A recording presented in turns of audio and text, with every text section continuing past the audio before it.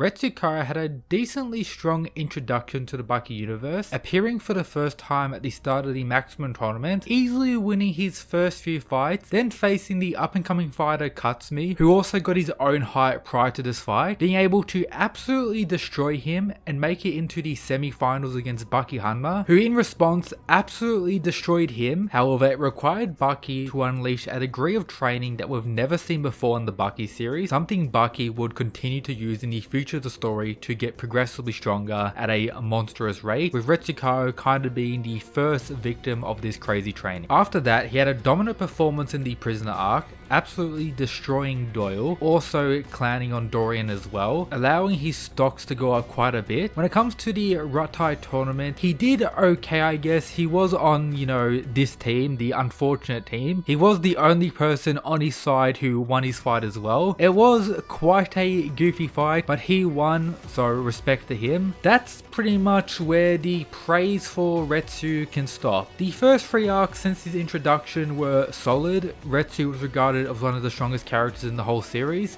But after that, we have the downfall of Retsukaya. Before I get into that, subscribe for more Baki content. The next time he does something major is during the Pickle arc, being the first person to face him in a more so all-out fight. And as we know, he was defeated and lost his foot or part of his leg. During this fight, he did have some cool moments, being able to outplay Pickle when it comes to using technique to somewhat overcome Pickle's insane raw power. But if you compare him to all the other main fighters who faced Pickle during that arc, he was most definitely the least impressive. So the origin of Retsu's stocks going down. Then when it comes to the next arc, when we're seeing Baki prepare for his fight against Yujiro, we got a whole arc dedicated to Retsu, who pretty much devotes himself to boxing with his new peg leg. This whole mini arc didn't add a crazy amount to Retsu's character. Yes, it was pretty cool and badass to see, but going into it, overall stat wise, he was pretty much above most of the boxers. So it wasn't an insane test for him, but I guess it did improve some aspects of his movement when it comes to his new leg. But on a broader perspective, it didn't change much when it comes to Retsu and of course his stock. Then his ultimate downfall occurring in the Musashi arc, as he faces Musashi with the use of weapons, does quite well in the early stages, had training with Kakukai previously, learning some of the most broken abilities in the whole Baki series. However, he was defeated by Musashi, but unlike everyone else,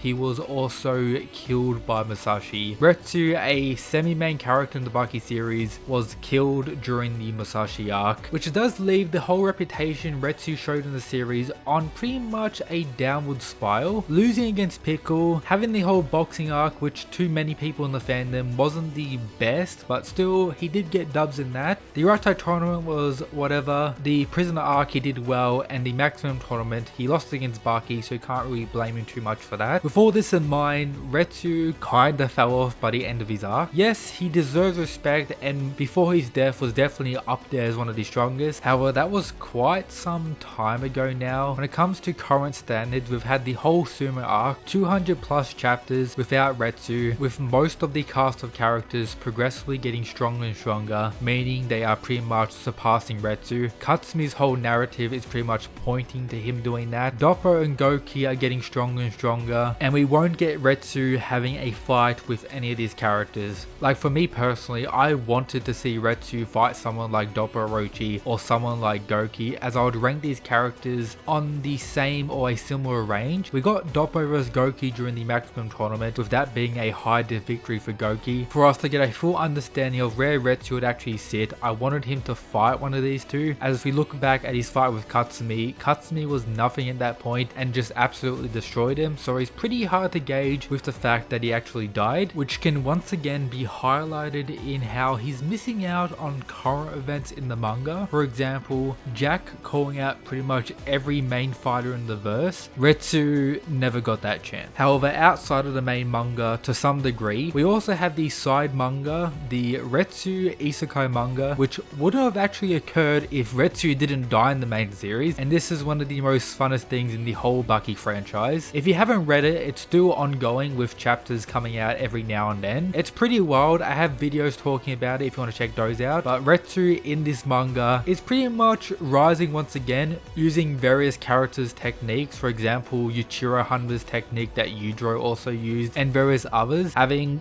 fairly decent art and a fairly interesting story. If you've ever watched a regular isekai anime, pretty much we have that, but with Retsu as the protagonist instead of one of these many generic guys, and a little twist of, you know, Baki logic and, you know, Baki fun martial arts on top of all the insanity that occurs in a regular isekai series. Expect a similar thing, but Best Girl Retsu is the protagonist and he is going in and I guess repairing his reputation, which was on a low when he died in the Baki series.